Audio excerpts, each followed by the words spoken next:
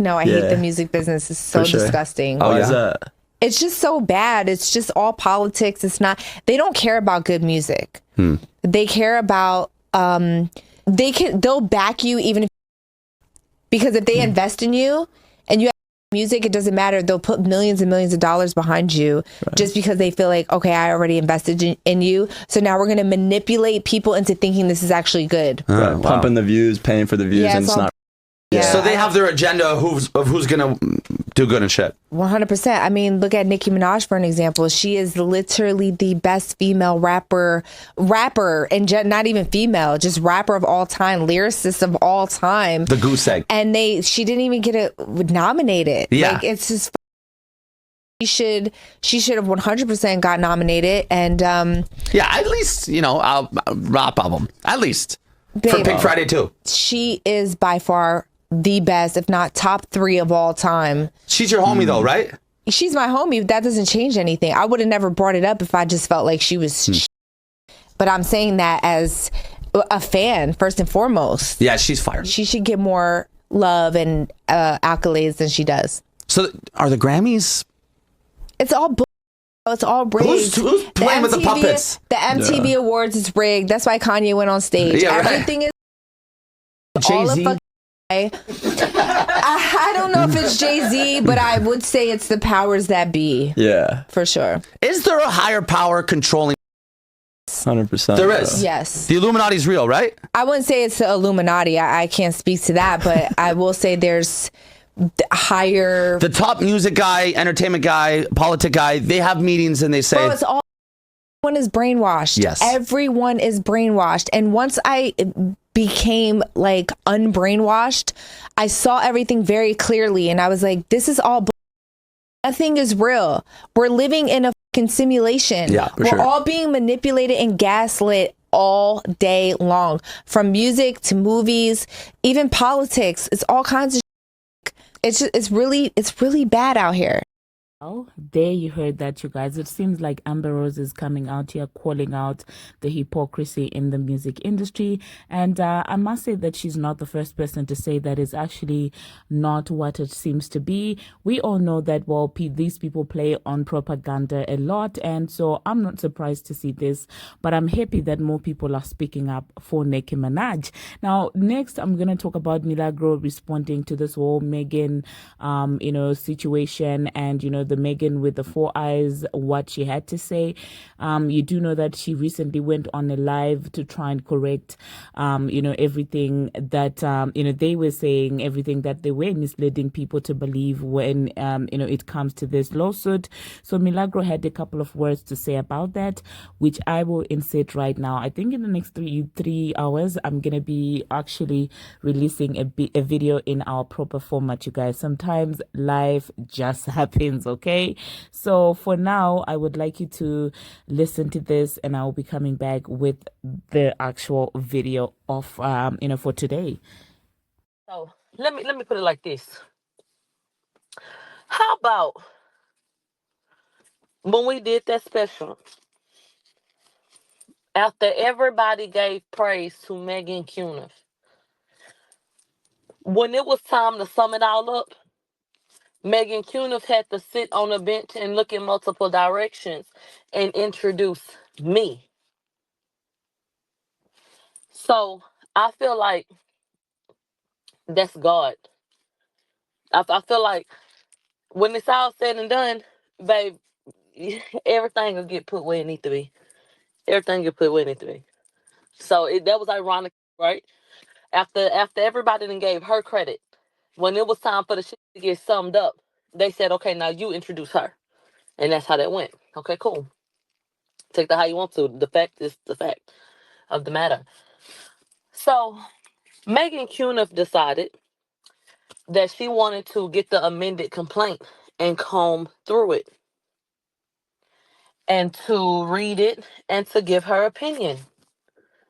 And do you know, the Muffin Man, do you know what she said in part? The person who the media, the urban media, runs to see what she has to say about, she said, actually, Let me read it. Because someone else went and listened and summed it up. She said that she sees most of these claims getting dismissed. The tape is the strongest argument, but that everything that was stated were opinions or questions, not defamation. She said even if Tory paid Millie, that's not illegal, but that Megan's team is obviously trying to use that to argue their claims for intentional emotional distress. Also, she states that even if Millie called Megan an alcoholic, that's not defamation. And that Millie is allowed to say Tory's innocent and Megan's a liar.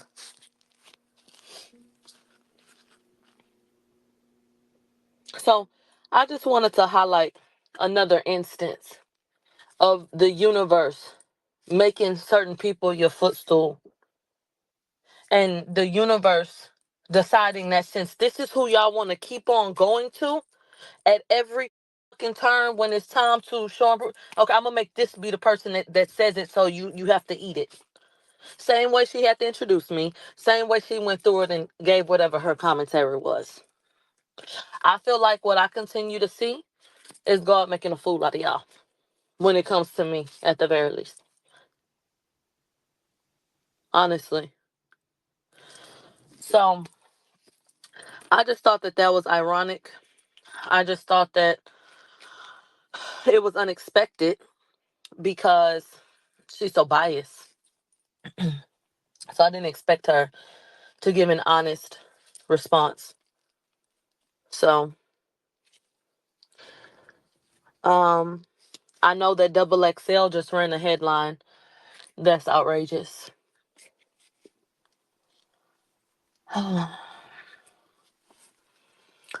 So, anyway, I just wanted to know if the same urban media that hangs on to her every word, if y'all were going to repost that.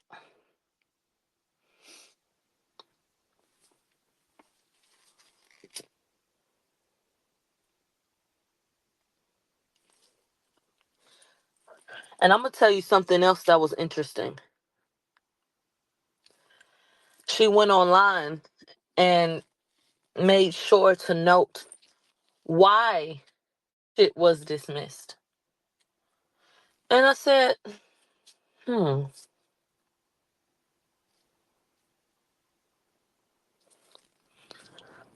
They said I can't find what she said that. That's because it's in a YouTube video. Yeah, real convenient. Cause that's not gonna get clipped. What's gonna get clipped is, or what's gonna get posted is a tweet that looks like this or that or da da da da da da da da da. So anyway, so it is Friday the 13th, and for some people, it's getting really, really spooky. And you know what? It's getting so spooky. I'm gonna drop a bomb at 7 o'clock in the morning.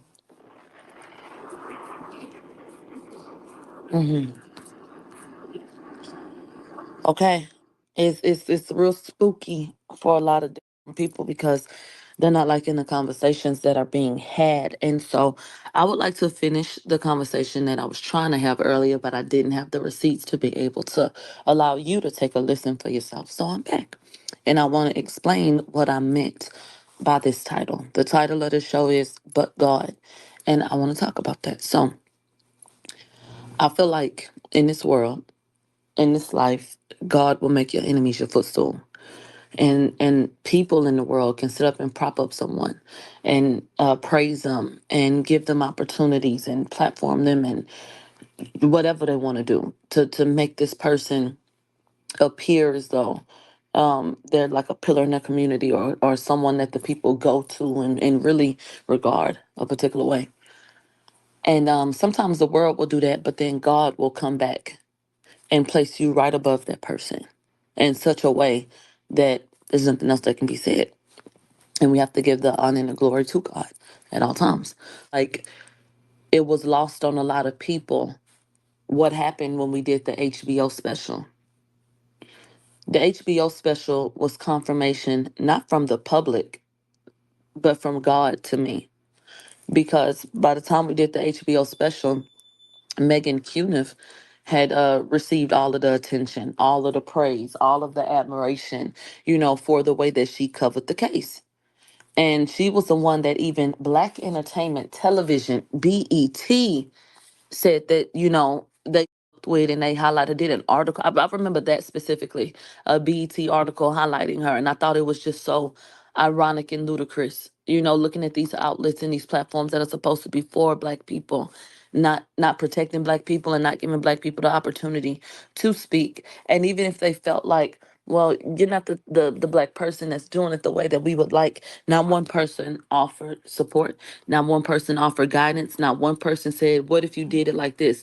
Not one person tried to correct, and not one person tried to say, hey, da da da da da. So there were a lot of fingers pointed, but there weren't a lot of people standing up to really make an effective change. And so a lot of things for me fell on deaf ears because you're not here to try to assist anybody. You just want to talk down and make sure that the people that y'all want, platformed are the ones that are platformed. It was ludicrous. So back to the documentary. By the time it comes out, Megan Cunnif has all this attention and regard and praise. But when you watch the special, especially as it, relates to people who supported Daystar, she had to sit on a bench and introduce me. I didn't have to introduce Megan Cunnif. She had to introduce me. Okay? Get into it. And so that was God showing me and confirming to me that, okay, you know what you got going on. Like you good. Because that should have been a slap in the face to all of y'all. Because why, when it was time for the people to decide who needed all of that, why didn't they give that to her? Because they didn't find value in that. And outside of the bias, they knew who really was impacting things and who really was getting a certain type of views, or who people were going to, or whatever the case may be. That's how that happened like that. And so a picture was painted, but the real picture was revealed. So that was that. And then now I'm going through this lawsuit situation.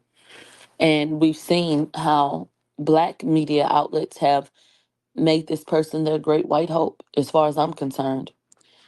Every word she says, they hold on to it. They repost it.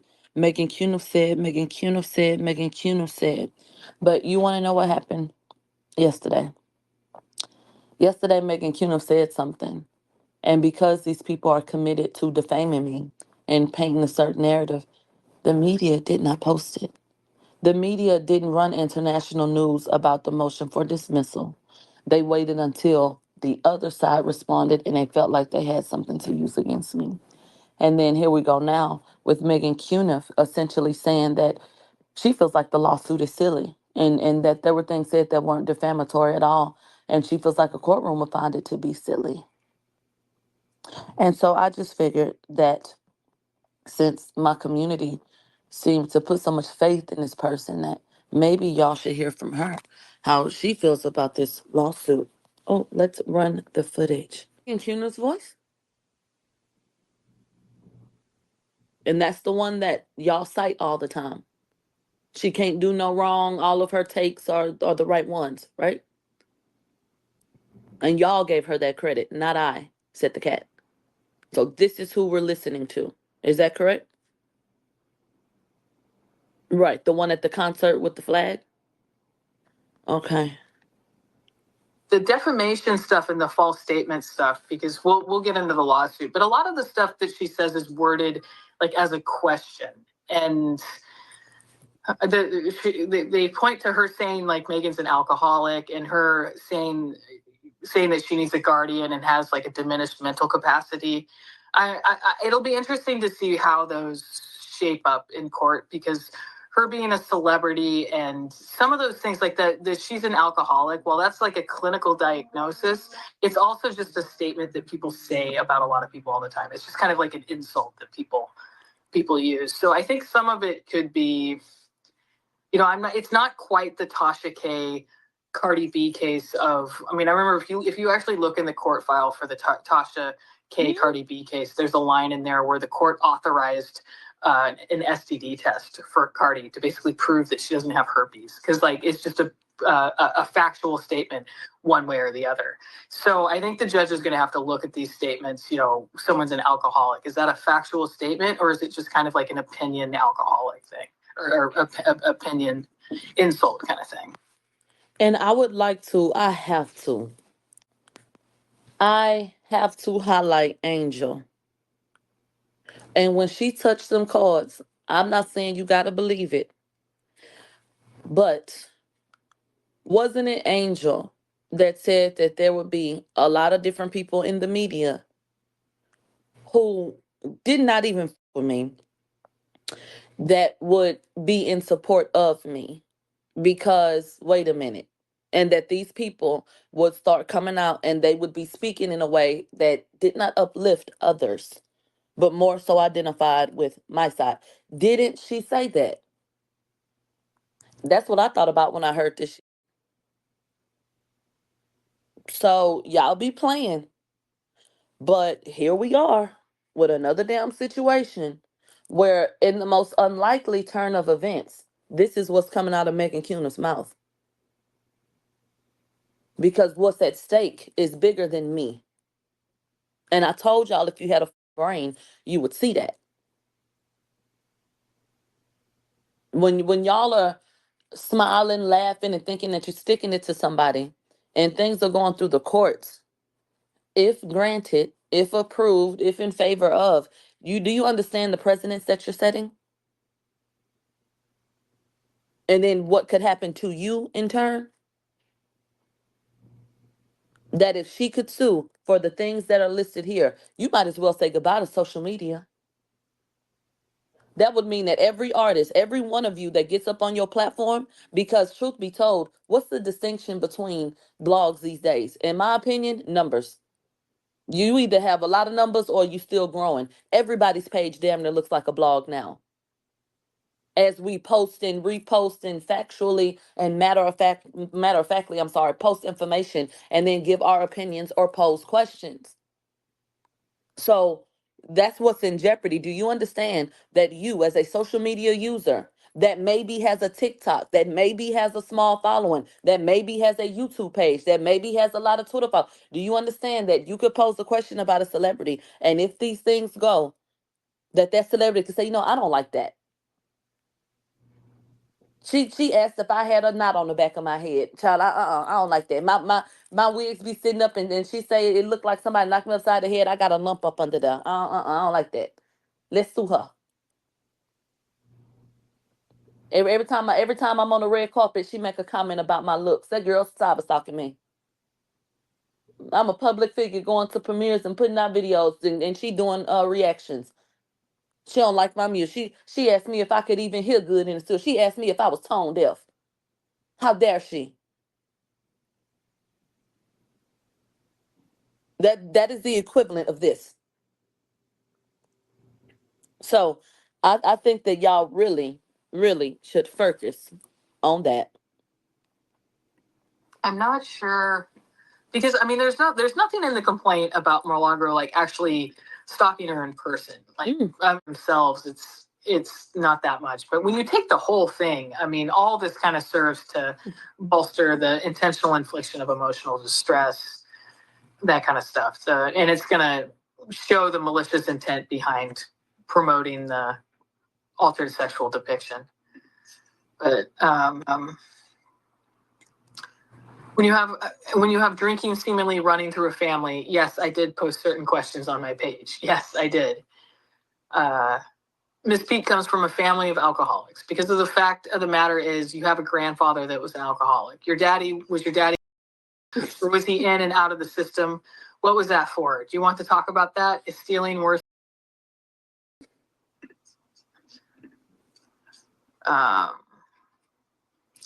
Defendant published false and defamatory statements that stated Miss Pete was or is mentally incompetent and required a guardian. And yeah, I don't even want to read it out loud. But what is Megan's mental status? Does she have a guardian or not? And I don't see how saying that just on its own is defamatory. I mean, she's just. But let me tell you why things like this ain't gonna make me look crazy at all. It's gonna make you look crazy. I want to pull up the definition of guardian. I'm gonna say guardian, the medical term, because you're an adult, right? Do you have a guardian? I'm asking you. No, because you're able-bodied, correct? So, a medical guardian is a person or organization appointed by the court to make decisions about the medical care of another individual.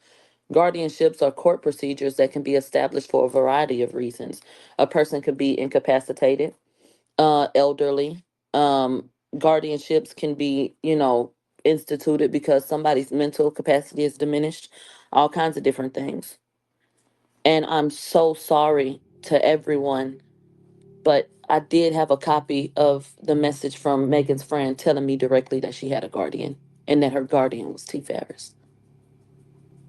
Yeah. Literally. So what happens when that is revealed? What happens when we respond and we let the courts know that, babe, I didn't pull that out of my ass and try to make that a thing with her. Her one of her best friends, the one that kept her dogs, she told me that directly. Upon Megan's mother dying, that he would take care of her, and she said verbatim, he's her guardian. I don't know adults with guardians. She would have been around 25 at that time. That's why I posed the question. That is very reasonable. And I absolutely can confirm that they have a relationship. Had one, at least, at that time for sure. So what happens when the public sees that? What questions get posed by them? Because then do they have a reason to believe? Well, then it could, because why? And then I do remember Kelsey saying that she did Megan's homework. So we have someone who's been accused of not doing their own coursework and someone who allegedly has a guardian per her best friend. So, I don't know. I just know that I learned to do this job a particular way a long time ago. And I've never spoken out of turn. Anything I've said literally comes from, well, and then I pose it as a question because I can't confirm it, but I can tell you where I got it from. But don't worry about it. We'll tell the judge, and then Megan Cunnif will get up and read it, and then y'all will see where I got it from. That is what was said in part. Obviously, these are clips from an hour live that she did on YouTube. And so if you care to go and see it, go ahead. But those were the things that I felt like you guys needed to hear, that the media was neglecting to post, because, Now, I want to read something to you because Megan Cunnif also jumped in the comment section. And I have one more request, and I really need your help with this because I'm not going to remember. I remember the incident, but I don't remember the time frame. I caught T. Ferris and a trainer sitting up, mixing up. They want to talk about promoting things. Who remembers when I caught T. Ferris over there with a slushy machine mixing up illegal? And I called it out, and the trainer was in the comments, and they ended up deleting certain things because it was very incriminating.